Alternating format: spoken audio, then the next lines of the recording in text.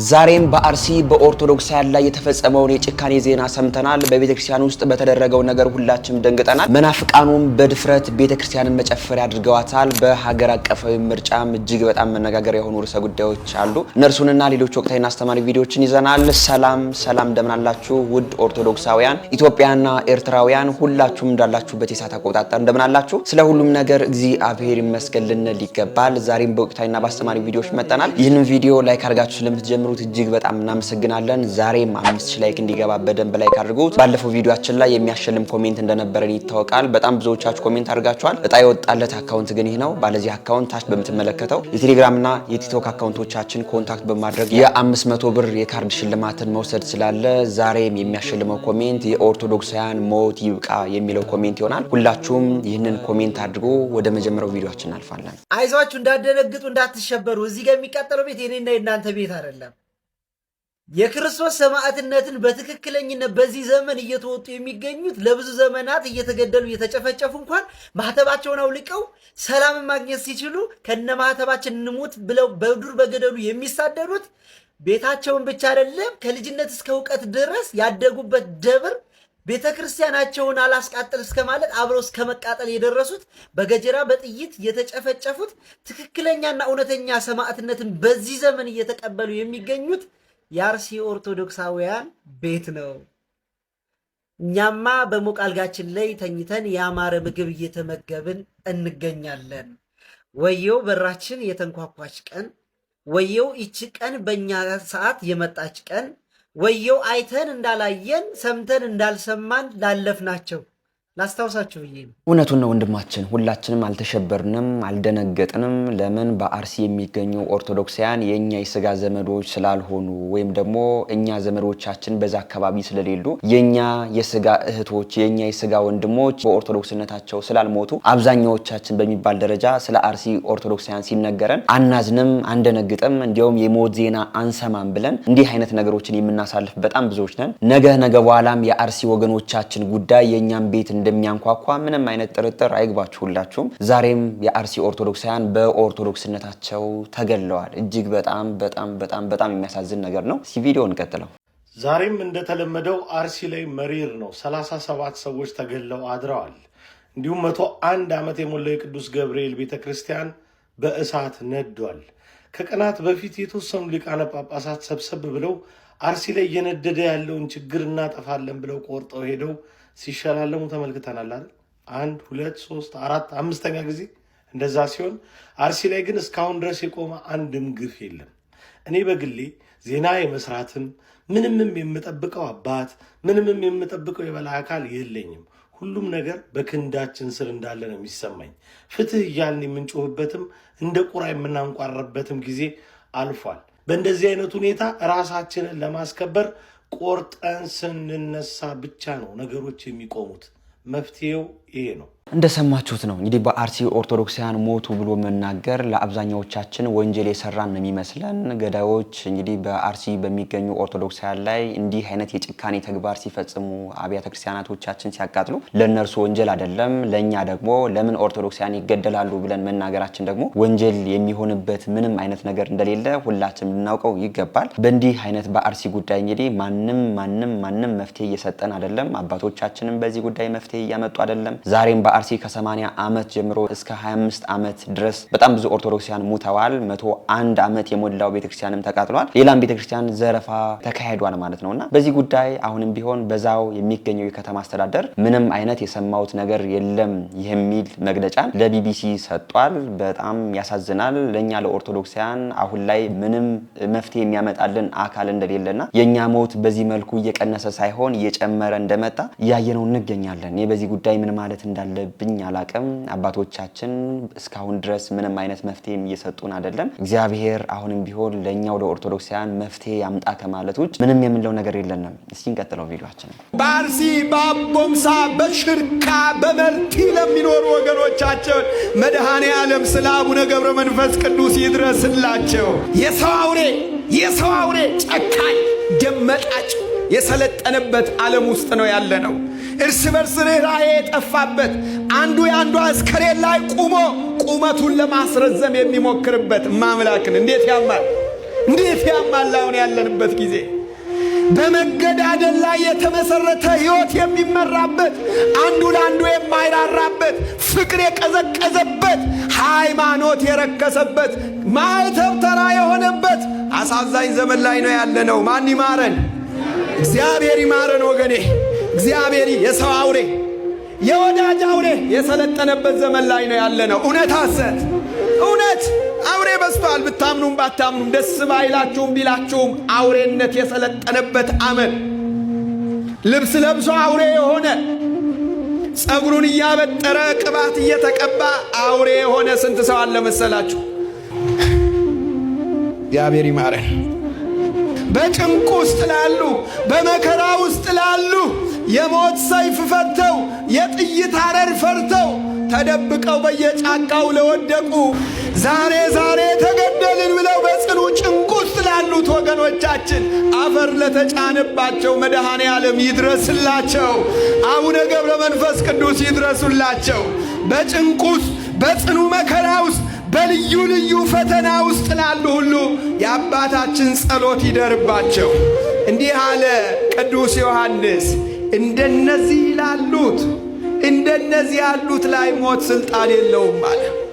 እምነት ጸንተው በሃይማኖት በርትተው ከራሳቸው አልፈው ለሰው ተርፈው የኖሩ በእነዚህ ላይ ሞት ስልጣን የለውም አለ። በእነዚህ ላይ ምን ስልጣን የለውም? ሞት ስልጣን የለውም። መምህራችን እንደሰማችኋቸው ነው። በዚህ መልኩ እንዴት እንደምንቀጥል አላቅም። ሁሌም በሳምንት ኦርቶዶክሳውያን ይሞታሉ፣ ሰማዕታት ናቸው ብለን እኛም ደስ ብሎን ተቀብለን እነርሱን እንሸኛቸዋለን። ግን ደግሞ ያለ አግባብ የሚሞቱ ኦርቶዶክሳውያን በእንዲህ አይነት መንገድ መጨፍጨፍ እንደሌለባቸው በደንብ ልናውቀው ይገባል። በሰሜን አፍሪካ የምትገኘው ቱኒዚያ የክርስትና ማዕከል ነበረች። እነ የመን እነ ቱርክ የክርስትና ማዕከል ነበሩ። አብሶ ደግሞ ቱርክ ዓለም አቀፋዊ ቤተክርስቲያን ጉባኤያት የተደረጉባት ሀገር ናት። አሁን ላይ ክርስትና በእነርሱ በቃ ታሪክ በዚህ አካባቢ እኮ ክርስትና ነበር፣ ክርስቲያኖች በዚህ ይኖራሉ ተብሎ ክርስትና ታሪክ ሆኖ የሚነገሩባቸው ሀገሮች ናቸው። በቱኒዚያም ደግሞ አሁን ላይ የእስልምና እምነት እንዴት ተስፋፍቶ ክርስትና 0% እንደሆነ ይታወቃል። እንዲህ አይነት ጭፍጨፋ በእኛ በኦርቶዶክሳውያን ላይ በአርሲ የሚደረግበት ምክንያት ይህ ነው። ዋናው ነገር በአርሲ ውሃብዮች ምን አይነት ነገር እያደረጉ እንደሆነ ከዚህ በፊት አንድ ቪዲዮ አሳይቻችሁ ነበር። ወር እንኳን አልሞላውም። በዛ በጣም ትልቅ ፕሮጀክት አስበው አሁን ላይ ኦርቶዶክሳውያን የማጽዳት ዘመቻ ነው እያስቀጠሉ የሚገኙትና በእንዲህ አይነት ጉዳይ ሁላችንም ኦርቶዶክሳውያን የኦርቶዶክሳውያን ሞት ይበቃል ብለን ወደ መፍትሄው ልንገባ ይገባናል እንጂ በዚህ መልኩ ዛሬ ኦርቶዶክሳውያን ይሞታሉ እዛ በኋላ እኛም ሰማዕታት ናቸው ብለን ደስ ብሎን እነሱን ሸኛቸዋለን። በዚህ መልኩ እንዴት ነው የምንቀጥለው? እኔ እንጃ ብቻ አላቅም። አእምሮዬ ውስጥ እኛ ሰውዬ ናቸው ያሉት እንዲህ ነው የምንቀጥለው ያሉት። የምሬ ነው። እንዲህ ነው የምንቀጥለው። የሆኑ ሰዎች በጅምላ ታርደው ቤታቸው ተቃጥሎ ምናምን ዝም ብለን ከዛ በነጋታው ስለ ልማት እድገት ምናምን እያወራን በቃ እንዲሁ ዝም ብለን እንዲሁ ነው የምንቀጥለው። በየጊዜው እየመጣን ሶሻል ሚዲያ ላይ ያቺን የፈረደባትን ሻማ እያበራን ነው የምንቀጥለው። የምር እንዲሁ ነው የምንቀጥለው። እስከ መቼ? ባለስልጣኖቻችን የአውሮፓ እግር ኳስ ኩነትን በገፍ ወጥተው የሆነ ነገር ሲለጥፉለት ከርመው ሰው በጅምላ ሲታረድ ቤት ሲቃጠል ካህናት ሽማግሌ እንደዚህ ግፍ ሲፈጸም እያዩ ዝም ይላሉ። እኛም እንደነሱ ዝም እንዳለን እንዲሁ ነው የምንቀጥለው። የምር በቃ በዚህ መልኩ ነው። እስከ መቼ ነው እንደዚህ የምንቀጥለው? እሺ እኛስ በቃ እኛ አቅቶናል። ፈጣሪስ ዝም አለን እኮ። የምር በዛ ይሄ በስቷል። እየወጡ ማውራትም እኮ በዚህ መልኩ አንዳንዴ ፌዝ ነው የሚሆንብኝ። እኔ በእውነት እንዲህ ነው የምንቀጥለው በቃ እውነቱን እኮ ነው ወንድማችን። ግን በዚህ መልኩ ነው የምንቀጥለው። ታቻምናም አምናም ዘንድሮም ቀጣይም ደግሞ እንደዚህ ኦርቶዶክሳውያን ሞቱ እያልን በቃ ከንፈር መምጠጥ ብቻ ያለ መፍትሄ የኦርቶዶክሳውያን ሞት መጨፍጨፍ እንደቀጠለ ነው የሚቀጥለው። አብዛኛዎቻችን ኦርቶዶክሳውያንም የእነዚህን የኦርቶዶክሳውያን ሞት ጉዳይ ከኳስ በላይም እያሳሰበን አይደለም። በዚህ ሳምንት የኳስ ሁኔታ እንዴት አብዛኛዎቻችን አእምሯችን ወጥሮና እንደነበር ይታወቃል። ግን ደግሞ ኦርቶዶክሳውያን ሞቱ ሲባል ምንም አይነት የእነርሱን ሞት እንኳን መስማት የማንፈልግ በጣም ብዙ ነንና በእንዲህ አይነት ሁኔታ ነው አሁንም ቢሆን የምንቀጥለው። ማንም መፍትሄ እየሰጠን አይደለም። የሚሞቱበት ቦታ ይታወቃል። ሁሌም ቢሆን አርሲ ነው ኦርቶዶክሳውያን የተጨፈጨፉ የሚገኙት። መንግስት እንኳን ይህንን ቦታ እያወቀ ምንም አይነት ከለላ አላደረገላቸውም። በዚህ መልኩ ነው የኦርቶዶክሳውያንን ጭፍጨፋ እንኳን እያበረታታ የሚገኘውና በዚህ መልኩ መቀጠል ለሁላችን በኦርቶዶክሳውያን እጅግ በጣም ከባድ ነው። እግዚአብሔር ደጉን ዘመን ያምጣልን የምንለው። እንቀጥላለን ቪዲዮአችን። ይህ ስሜት ያንቺም ስሜት ነው፣ ያንተም ስሜት ነው። ስሜት ተሰምቷል፣ ውስጥ ዘልቆ ገብቷል። ኮፒ ሊንክ እና ሼር በማድረግ ይህንን ቪዲዮ ጀምሩት። አርቲስት መሰረት መብራቴ በአሁኑ ሰዓት ባጋራችሁ ጽሁፍ መሰረት በምስራቅ አርሲ እየተከሰተ ስላለው እልቂት የሚሰማትና የብዙዎቻችን ስሜት የሆነውን መልእክት አጋርታለች። በአሁኑ ሰዓት የኦርቶዶክሳውያን ሞትና መከራ እስከመቼ? ምስራቅ አርሲ የደም ምድር የንጹሃን ደም ይጣራል። ማቆሚያ የሌለው እልቂት፣ ሰሚ የሌለው ጩኸት። ከምድራዊ ዳኛ ፍትህ ባናገኝም የሰማይ አምላክ ይፋረዳቸዋል። ወገኖች የነፍሳችሁን የቅዱሳን እቅፍ ይቀበለው ስትል በአሁኑ ሰዓት አርቲስት መሰረት መብራቴ ይህንን ህመም ለዓለማችን አጋርታለች። በአሁኑ ሰዓት በግፍም በምስራቅ አርሲ የተገደሉ ኦርቶዶክሳውያን ቁጥር ከ10 አልፎ ወደ 13 ገብቷል ተብሏል። በአሁኑ ሰዓት ይህንን ቪዲዮ ለሁሉም ሼር አድርጉላቸው፣ ህመማችን ይረዱ። እህታችን በጣም እናመሰግናለን። ስለ ኦርቶዶክሳውያን ሞት በዚህ መልኩ የተሰማትን ሀዘን እንግዲህ እየገለጸች ትገኛለች። የሚገርማችሁ ነገር በኦርቶዶክሳውያን ሞት ዙሪያ በጣም ብዙ ሚዲያዎች፣ በጣም ብዙ አርቲስቶች በዚህ መልኩ ለምን ብለው ጥያቄያቸውን አቅርበዋል። የኛው ሚዲያ ኢኦቲሲ ደግሞ የእነርሱን ሞት ዛሬ ብፁዕ አባታችን አቡነ ማትያስ መልእክት ሲያስተላልፉ የሀዘን መግለጫ ሲሰጡ ነው ያችን መግለጫ ያወጡ እንጂ ከዛ በፊት በጣም ብዙ ሚዲያዎች የኦርቶዶክሳውያን ሞት ይቆም ሲሉ እነርሱ በዚህ አካባቢ ቤተክርስቲያን ተመረቀ አባት እንደዚህ ሰሩ እያሉ ሌሎች የማይረቡ ዶክመንተሪ ሲሰሩ ነው የነበርና የኛን የኦርቶዶክሳውያን ሞት ያልዘገበ ይሄ የቤተክርስቲያናችን ሚዲያ ምን አይነት ሚዲያ እንደሆነ አላቅም እንጃ። ብቻ ሚዲያው ወይም ደግሞ የሌላ አካል ከሆነ በዚሁ ገልጻችሁ ብትነግሩን መልካም ነበር። በዚህ መልኩ ግን እህታችን መልእክቷን አስተላልፋለች። ከዚህ ከኢኦቲሲ ሚዲያ ጋር ተያይዞ ወንድማችን ሰምተን እንመለስ። ማነሳው ሐሳብ ያንጻል አያንጽ የሚለው ነገር ሐሳብ ስለሆነ ግን ከዛም በላይ ደግሞ ሁነቱ ያሳዝናል። በአርሲ ኦርቶዶክሳውያን ላይ በተደጋጋሚ ግድያ ይፈጸማል። በቅርብ ደግሞ ከሁለት ቀናት በፊት ከ10 በላይ ኦርቶዶክሳውያን ተገድለዋል። ጥንታዊ ገዳም ተቃጥሏል። ይሄ በኢኦቲሲ ጣቢያ አልተዘገበም። ይሄ ማለት ሚዲያው አንፕሮፌሽናል እየተመራ ነው ማለት ነው። ቢቻል እኮ የሚዲያ ቫልዩ ቦታው ድረስ ሄዶ ሁኔታውን ዶክመንት አድርጎ ምዕመኑን አጽናንቶ ነገ ከነገ ወዲያ እንደዛ አይነት ችግር እንዳይፈጠር ከነ መፍትሄው ሐሳብ ለቅዱስ ሲኖዶስ የሚያቀርብ ሚዲያ ነበር መሆን የነበረበት። አይ ዶንት ቲንክ ስቲል አሁን ድረስ ፌስቡካቸው ላይ ስለ አርሲ ኦርቶዶክሳውያን የተጻፈ ነገር የለም። እኔ አፍራለሁ ምን ለማለት የአንድ ኦርቶዶክሳዊ ትልቅ ሚዲያ ንግስ በዓላትን የሆነ ምርቃት የሆኑ የአባቶች የአገልግሎት ጆርኒዎችን በመዘገብ ብቻ ኤግዚስት ማድረግ አይችልም። ምክንያቱም ሚዲያ ቫልዩ ያለው ነገር ነው፣ በተለይ ለማህበረሰብ። የኛ ደግሞ ኦርቶዶክሳውያን ሚዲያ ነው። እንዴት ለቅሷችንን እንዴት አርቲኩሌት እንዴት አያስተጋባም ሚዲያው? ልክ አይደለም። እና እኔ ወደ ላይ ቀና ብዬ እናንተን ለመተቸት ሳይሆን ግን አንፕሮፌሽናል ነው በቃ። እንደ ኦርቶዶክሳውያን አይሆኑ፣ ቤተክርስቲያንም አይሆኑ፣ ሰዎች ብቻ በመሞታቸው እኛ ኦርቶዶክሳውያን የሞራል ሰዎች ስለሆነን ሀዘናችንን አርቲኩሌት ማድረግ አለብን። እንኳን በእኛ አቀፍ ስር ላሉት አይደለም እኮ ራቅ ብለን እኮ በዓለም አቀፍ ደረጃም እንደዚህ አይነት አደጋ ሲያጋጥም ሀዘናችንን እንገልጻለን። ለምን? እና ፕሊስ ባካችሁ አርሙ፣ ትክክል አይደለም። ወንድማችን እንደሰማችሁት ነው እንግዲህ ኢኦቲሲ ምንም አይነት የኦርቶዶክሳውያን ሞት ዘገባን አልሰራም፣ ወይም ደግሞ ብፁዕ አባታችን አቡነ ማትያስ ከሰጡት የሀዘን መግለጫ ውጭ ከዛ በፊት በጣም ብዙ ሚዲያዎች፣ የግል ሚዲያዎች ስለ ኦርቶዶክሳውያን ሞት ሲናገሩ በቃ ድምጹን ጭጭ ነው ያደረገው። እነ ኢቲቪን በሉት እነ ፋናም እነርሱን እየተቸን ለምንድን ነው የኦርቶዶክሳውያን ሞት የማይዘግቡት? አይ የመንግስት ሚዲያዎች ስለሆኑ ነው። መንግስት አሁንም ቢሆን በእኛ በኦርቶዶክሳውያን ላይ እያደረገ ያለው ነገር ከጭፍጨፋው ጋር በጣም የተያያዘ ነው የሚሉ ሐሳቦችን እንድንሰጥ አድርጎን ነበር። ዛሬ ደግሞ በእኛ አቀፍ ያለው የራሳችን ሚዲያ የራሳችን ሞት እንኳን ለመዘገብ በዚህ መልኩ እንዳልፈለገ ያየነው እንገኛለን። አሁንም ቢሆን ኢኦቲሲ ሚዲያ የቤተክርስቲያኗ ሚዲያ ነው ወይስ ደግሞ የሌላ አካል ሚዲያ ነው? እንደው ጥርት አድርጋችሁ ብትነግሩንም መልካም ነው። በዚህ በኦርቶዶክሳውያን ሞት ዙሪያ ግን ሁላችንም ኦርቶዶክሳውያን በደንብ ድምጻችንን እናስተጋባ ይገባል። አባቶቻችን አሁንም ቢሆን ለኦርቶዶክሳውያኑ መፍትሄ ስጡን እንላለን። የሚገርማችሁ ነገር ከ3 ወራት በፊት የሃይማኖት ተቋማት ጉባኤ በአርሲ አካባቢ የሚደረጉ የኦርቶዶክሳውያን ጭፍጨፋዎችን ሂጄ አጣራለሁ ብሎ ነበር። ከዛ በኋላ ሂዶ አጣራ።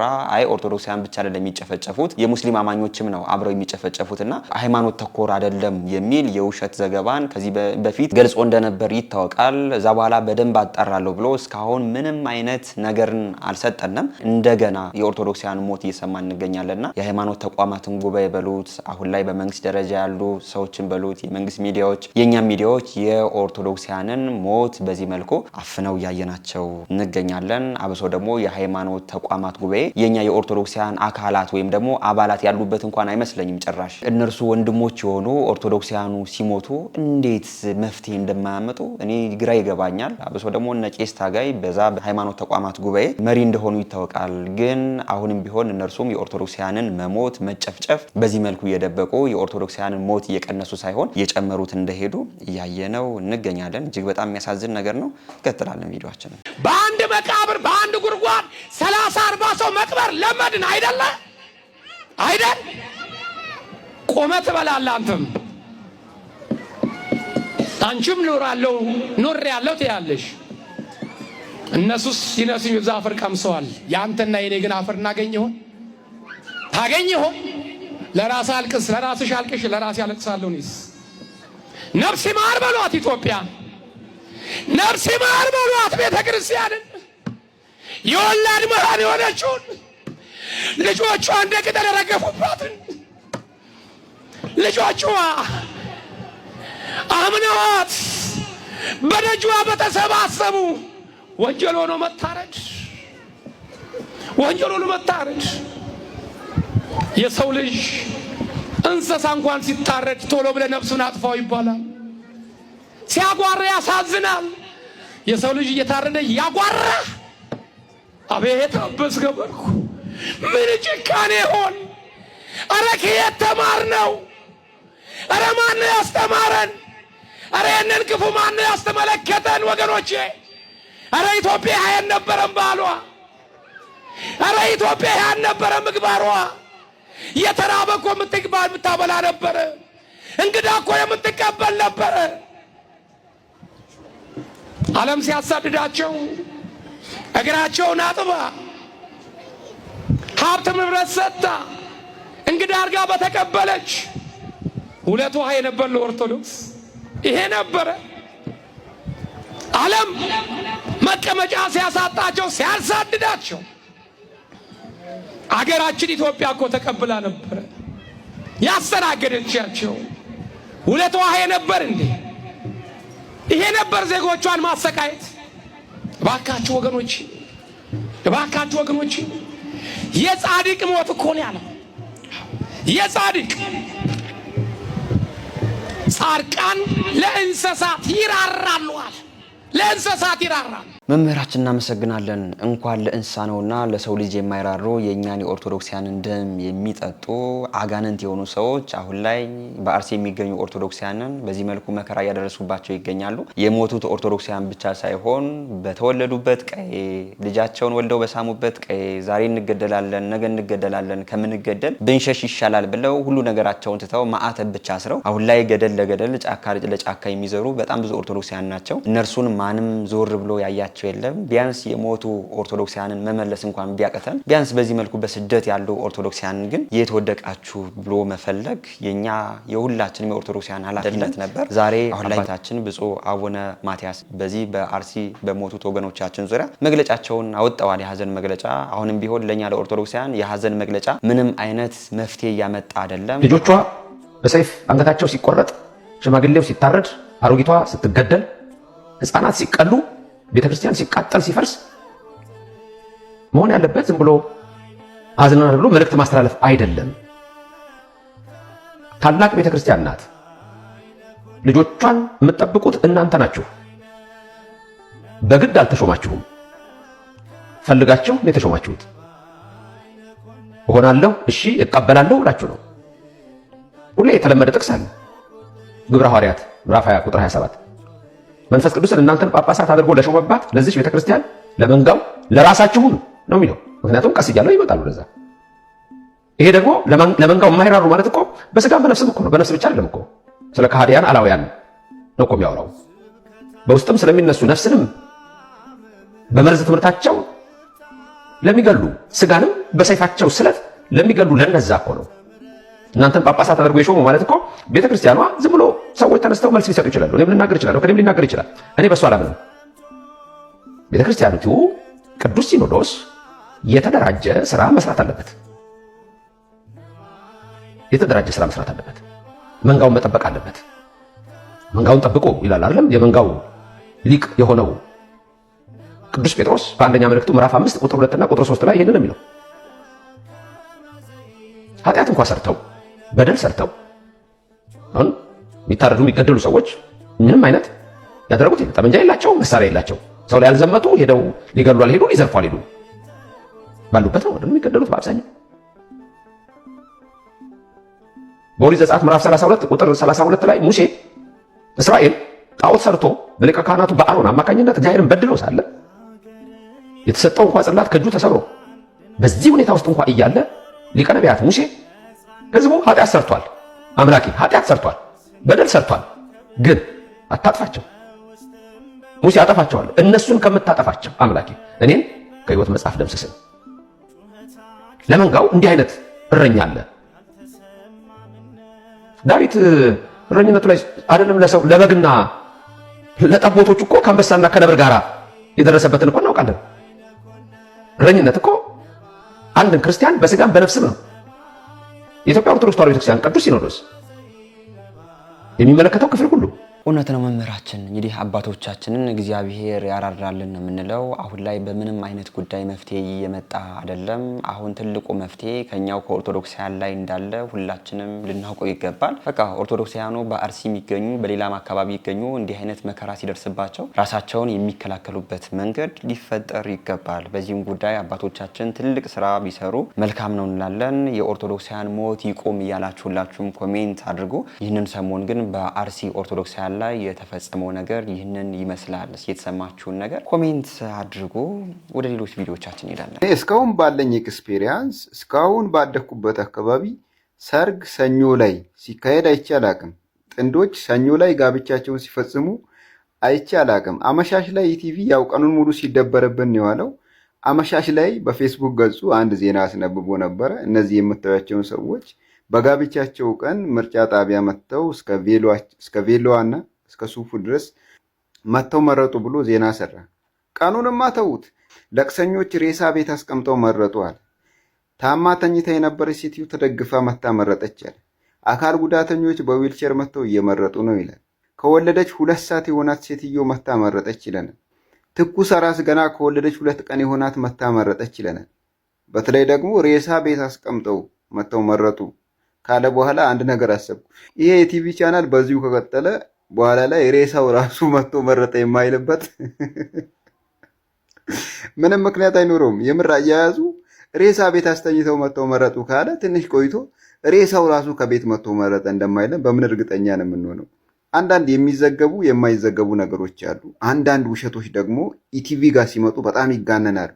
በተለይ ደግሞ አሁን ሰርግ ምናምን በዛሬ ቀን ሰርግ ያላችሁት ነገር በፍጹም ተጨባጭም ምክንያታዊም አይደለም። ሰርግ በፍጹም በሰኞ ቀን አይካሄድም። ይሄ ከባህላዊም ከሃይማኖታዊም ስርዓትና አካሄድ የወጣ ነው። በጣም ምርጫውን ሁሉም ሰው ኮንሰርንድ ሆኖ እንደመረጠው ምናምን ለማስመሰል ሞክራችኋል። በተወሰነ መልኩ እኮ ተሳክቶላችኋል። ግን እኔ ምርጫ ጣቢያዎች አካባቢ ሄጄ ለመታዘብ ሞክሬ ነበር። ዞር ዞር ብዬ አይቻለሁ። የምርጫ ሰልፎች ላይ ለምንድን ነው ብዙ ወጣት የለም? ወጣት የሚባል ነገር አላየው። አብዛኛው ተሰልፈው ያየዋቸው ሰዎች እድሜያቸው ገፋ ያሉ ሴቶች ናቸው። እነሱ ደግሞ ከምን ጋር እንደሚያያዙ እናውቃለን ሁላችንም። ከሴፍትኔት ቀጥታ አምጥታችሁ እዛ አሰልፋችሁ ነው። ስለዚህ ምርጫው በጣም የብዙ ሰዎችን ትኩረት እንዳገኘ ለማስመሰል ብዙም አትጋጋጡ።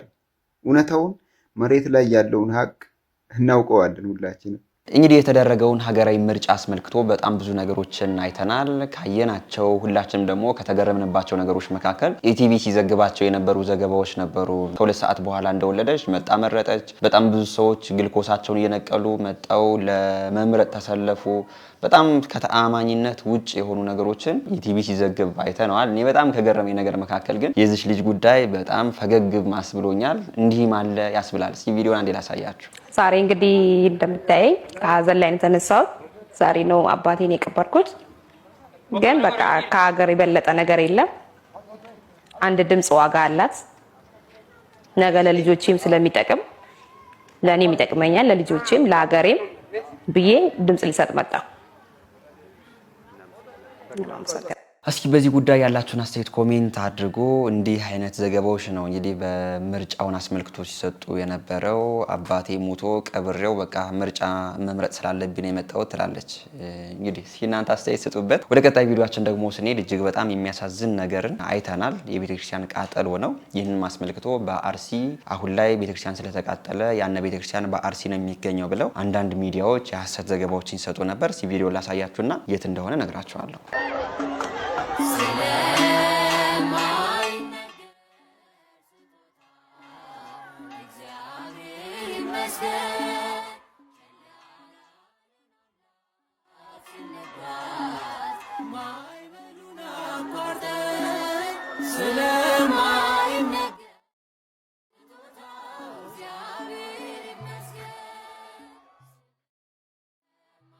ይህንን ቪዲዮ እያዩ እንግዲህ አንዳንድ ሰዎች ይህ ነገር የተፈጸመው በአርሲ ነው የሚል መረጃዎችን ሲሰጡ አይቻለው። የተፈጸመው ግን በኮንሶ ቅድስት ሥላሴ ቤተክርስቲያን ነበር። ጧፍ ረስተው በመውጣታቸው ያነ ጧፍ ደግሞ መጋረጃውን አያይዞ በዚህ መልኩ ቃጠሎ ጀምሮ ነበር። እግዚአብሔር ይመስገን ኦርቶዶክሳውያኑ በዚህ መልኩ ተባብረው ግን ይህንን ቤተክርስቲያን ከአደጋ እንዳተረፉት እያየን እንገኛለን። ይህንን ቪዲዮ ግን በጣም ብዙ ሰዎች በአርሲ በዚህ መልኩ ቤተክርስቲያኑ ተርፏል የሚል መረጃን የሰጡበት ይገኛሉና ይህ መረጃ ልክ እንዳልሆነ ሁላችሁም ልታውቁት ይገባል። ወደ ቀጣይ ቪዲዮአችን ደግሞ ስንሄድ ይህን ቪዲዮ አንዴ ላስመልክታችሁ። ቤተክርስቲያን ተደፈረች፣ ቤተክርስቲያን ተዋረደች፣ መናፍቃኖች እየጨፈሩበት ነው፣ ምን ታመጣላችሁ እስከ መባል ድረስ ደርሷል። ቪዲዮውን እስከ መጨረሻ ተከታተሉት። እነዚህ መናፍቃኖች ቪዲዮ ላይ የምትከታተሏቸው አካባቢውን አላቅም እንጂ አካባቢውን ብናቅ ኑሮ ሂደን ብንጠይቅ ደስ ይለናል። እነዚህ መናፍቃን በዚህ ቤተክርስቲያን ውስጥ እያደረጉ ያሉት ነገር ምንድነው? አባቶች አይታዩኝም። የተለያየ ኦርቶዶክስ ተዋሕዶ እምነት ተከታዮች ምንም እዛ ውስጥ የሚታየን ነገር የለም። አንገተ መለሎ ብቻ ናቸው የሚታዩት። መናፍቃን ብቻ ነው የሚታየው። ቤተክርስቲያንን እንዴት ደፍረው ቢገቡ ነው? እንዴት ቢደፍሯት ነው የዚህን ኃይል ገብተው ጭፈራ የሰሩበት ዳንስ ያደነሱበት? እስኪ አብረን እንከታተል። ቦታውን ልትነግሩን ይገባል። ማየት አለብን፣ ማወቅ አለባት።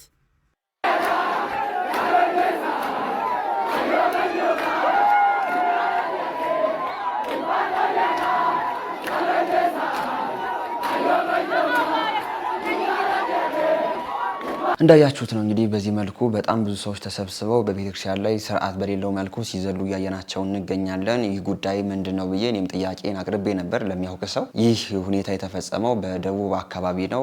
የቤተክርስቲያኗ ቦታ ተቀምጦ ነበር። ግን ደግሞ በጣም ከብዙ ክርክር በኋላ ያን የቤተክርስቲያን ቦታ ስለተመለሰ በጣም ብዙ ሰዎች ደስታቸውን በእንዲህ አይነት መልኩ ገልጸው ነው የሚል ምላሽን የሰጠኝ ሰው አለ። ያው እንዲህ አይነት ደስታ የሚገለጸው በስርዓት መሆን ይጠበቅበታል። ቤተክርስቲያናችን የስርዓት ቤት ናት። ሁላችንም ኦርቶዶክሳውያን ምስጋና ማቅረብም ወይም ደግሞ ደስታችን መግለጽ ያለብን ቤተክርስቲያን ላይ በዚህ መልኩ በጭፈራ በዝላይ ሳይሆን በመዝሙር እንደሆነ ልናውቀው ይገባል። ይህ ትልቅ ውስተት ብዬ የማስበው በዚህ የሚገኙ መሪነን የሚሉ ሰዎች በጣም ትልቅ ስተት አለ። ይህ ነገር ሲፈጸም አይ በስራ ጸሎት ተደርጎ በምስጋና በመዝሙር ነው ደስታችን የምንገልጸው ብለው ይህንን ሆይታ ይህንን ጭፈራ ሊያስቆሙት ይገባል እላለሁ። ግን ደግሞ ይህ መናፍቃኑ እንዲያው ሰብረው ገብተው ሳይሆን በዚህ ቤተክርስቲያን ላይ የነበረ ቦታ ተቀምጠው ስለነበር ያነ ቦታ ስለተመለሰላቸው ኦርቶዶክሳውያኑም በዛ አካባቢ የሚገኙ ሰዎች ደስታቸውን እየገለጹ ነው የሚል ምላሽን አግኝቻለሁ። ሁሉም ነገር በስርዓት ቢሆን መልካም ነው። በዚህ ቤተክርስቲያን የምታገለግሉ ካህናትም ሰንበት ተማሪዎችም እንግዲህ ትልቅ ስራ ይጠበቅባቸዋል።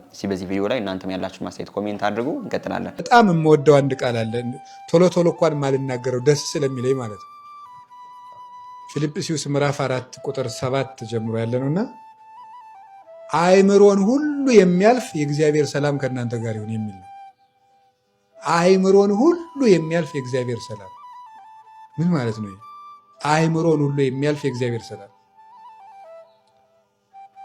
ግዙ እንደዚህ አድርጎ እንዲሰማን አያደርገውም። በእውነት ነው የምናገር። እዚህ ላይ በአውደ አማርኛ የተረጎመው ሰው ሸጋ አድርጎ ተርጉሞታል። አእምሮን ሁሉ የሚያልፍ የእግዚአብሔር ሰላም። አእምሮን ሁሉ የሚያልፍ ማለት ምን ማለት ይመስላችኋል? አእምሮን ሁሉ የሚያልፍ የእግዚአብሔር ሰላም ከእናንተ ጋር ይሁን ማለት በልመናና በምልጃ ወደ እግዚአብሔር አስታውቁ እንጂ በአንዳች ነገር አትጨነቁ። አይምሮን ሁሉ የሚያልፍ የእግዚአብሔር ሰላም ከእናንተ ጋር ይሆናል ይላል። አይምሮን ሁሉ የሚያልፍ ማለት እንጎዳበታለን ባልነው ነገር እንድንጠቀምበት፣ አልቋል ያልነው ነገር በረከት እንዲሆን፣ ጠፍቷል ያለው እንዲገኝ፣ ጠላት ነው ይገለናል ያልነው ሰው ወዳጅ እንዲሆነን በማድረግ ከኛ ግምትና ቁጥጥር ውጭ በሆነ ከኛ እውቀት ውጭ በሆነ መንገድ የሚገኝ የእግዚአብሔር ሰላም፣ ልብንም የሚያሳርፍ ሰላም፣ በቀመር የማይገኝ ሰላም። ገሌ ወዳጄ ነው ብደውልለት እንዲያደርገኛል፣ ብነግረው እንዲያደርገኛል፣ ገሌና ገሌ ተመካክረው እንዲያደርጉልኝ ካልነው ውጭ ያላሰብነው ወዳጅ በመስጠት የባድ ዘመድ የዱር መንገድ እየሰጠ ፍጹም እረፍትን የሚሰጥ መንፈስ ቅዱስ ነው። እሱን ማመን እምነታችን እንዲጨምርልን አሁንም መለመን። ጌታ ሆይ ይህንን ኃጢአት ከሕይወቴ ነቅለህ አውጣልኝ። ልብ አንድ ቦታ ነው ያለው። እዛች አንድ ቦታ ላይ መቀመጥ የነበረብህ አንተ ነበርክ። ግን የነገሰው ይህ ኃጢአት ነው፣ ይሄ ሰው ነው፣ ይሄ አመል ነው፣ ይሄ ንግግሬ፣ ይሄ ስድቤ ነው እና ነቅለህ አውጣልኝ። ከአንተ የሚበልጥ ነገር ሕይወቴ ላይ አይኑርብኝ። ጌታ ሆይ ሁልጊዜ እለምንሃለሁ፣ በፊትህ ሰግጄ እያለቀስኩ እለምንሃለሁ። ከዚህ ውጪ ሌላ ርዕስ የለኝም። ምክንያቱም ይህ ይስሐቄ፣ ይህ ለአንተ ብዬ መሰዋት ያቃተኝ ነገር ሕይወቴ ላይ ገዝፎብኛል። ካንተ በላይ ላስበልጠው አልቻልኩም። ክርስቶስ ሆይ ካንተ ላስበልጠው አልቻልኩም። በእኔ የሚያምን ምንም ማድረግ ይቻላል ብለሃል። ጌታ ሆይ አምናሃለሁ። ይህን ኃጢአት ከሕይወቴ ነቅለህ አውጣልኝ ብላችሁ በየቀኑ እግዚአብሔር መለመን። ያቺ 12 ዓመት ሙሉ ደም ሲፈሳት የነበረው ሴት አስቡት። 12 ዓመት ኮንቲኒስሊ ደም ይፈሳት ቀጥ ብሎ ቆመ። ይሄ የኃጢአት ደማችን የሚቆመው ምናልባት ከአንድ ቀን በኋላ ሊሆን ይችላል፣ ለኛ ምናልባት ደግሞ ከ20 ዓመት በኋላ ሊሆን ይችላል። ዋናው ምን መሆኑ ነው? መቆሙ ነው። ስለዚህ በየቀኑ እግዚአብሔርን ጠይቁት፣ አቁምልኝ ይሄን የኃጢአት ደም ብለን በየቀኑ ስፔሲፊካሊ ስለ ኃጢአቱ ስለዛ ስለምንቸገርበት ነገር እግዚአብሔርን በየጊዜው መጠየቅ። እግዚአብሔር ምን ያህል እንደምንፈልገው ሲያቅ፣ ምን ያህል ይሄ ነገር እንደጠላ ነው ሲያቅ፣ እሱ አንድ ቀን ከዚህ ኃጢአተኛ ነፃ የሚወጣበት ቀን ይመጣል። ያንን ቀን ያቅርብልን። አሜን አሜን አሜን ያቅርብልን ለሁላችንም። መምህራኖቻችን እግዚአብሔር ቃለ ሕይወት ያሰማልን። እጅግ በጣም ደስ የሚል ትምህርትና ያስተማሩን። የዛሬ ቪዲዮዎቻችን እነዚህን ይመስሉ ነበር። ወቅታዊና አስተማሪ እንደነበሩ አልጠራጠርም። በንግግር ያጠፋሁት ነገር ካለኝ ኮሜንት አድርጉኝ። ሁሌም ቢሆን ለማስተካከል ዝግጁ ነኝ። በዚህ ወቅታዊና አስተማሪ ቻናልም ድርጅቶቻችሁን ማስተዋወቅ የምትፈልጉ ሰዎች ታች በምትመለከቱ ስልክ ቁጥር ኮንታክት ልታደርጉን ትችላላችሁ። ይህን ቪዲዮ እንደ ሁሌው 5000 ላይክ እንዲገባ በደንብ ላይክ አድርጉት። ለቻናላችንም አዲስ የሆናችሁ ሰዎች እኔ ተመስገን ነኝ። ቻናሉን ሰብስክራይብ በማድረግ ቤተሰብ ሁኑ። በሌሎች ወቅታዊና አስተማሪ ቪዲዮዎች ገናኝ እኔንም እናንተንም ቸር ያቆየን። አቷል ጎሎበታል ብርሰትንቀኝ ለዚህ ያደረስከኝ ጌታዬን የማነኝ ይሞላል አይቀርም ባንተ ሸለቆዬ ጠብቃለሁና ቀንህን ጌታዬ ሐዘን ጽልመት ክፉ ዘመን ቢገጥመኝም እንኳን ያልፋል ሁሉም ታሪክ ሆኖ በፊት ሲለካ ማን አፈረ ማን ጎደለ አንተን የጠበቀ ጸና ልቤ በእግዚአብሔር ይህን እያወቀ አቷል ጎሎበታል